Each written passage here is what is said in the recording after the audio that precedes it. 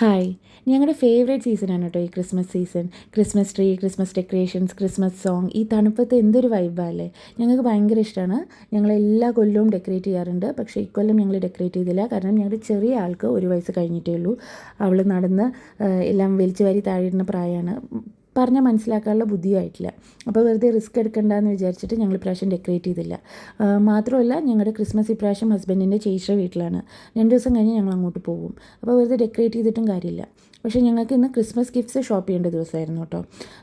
അപ്പോൾ ഞങ്ങൾ വേഗം രാവിലെ ബ്രേക്ക്ഫാസ്റ്റിന് പാൻ കേക്കും ചീസ് ഓംലെറ്റും പിന്നെ സോട്ടേഡ് മഷ്റൂംസും കഴിച്ചിട്ട് പോകാമെന്നാണ് പ്ലാൻ ഉണ്ടായിരുന്നത്. ഇത് കഴിച്ചുകൊണ്ടിരിക്കുമ്പോൾ തന്നെ ഓൾറെഡി ഞാൻ ചേച്ചിയുടെ കുട്ടികൾക്ക് കുറച്ച് മേക്കപ്പ് സാധനങ്ങൾ നൈക്കിയിൽ നിന്ന് വാങ്ങിച്ചിട്ടുണ്ടായിരുന്നു കേട്ടോ. അവർ ടീനേജേഴ്സാണ്. അപ്പോൾ ഫണ്ണായിട്ടുള്ള കുറച്ച് സാധനങ്ങൾ എനിക്ക് അതിൽ നിന്ന് കിട്ടി. എന്തായാലും ഇത് കഴിഞ്ഞിട്ട് ഞങ്ങൾ ഉച്ചയ്ക്ക് അടുത്തുള്ളൊരു മോളിലോട്ട് പോയി.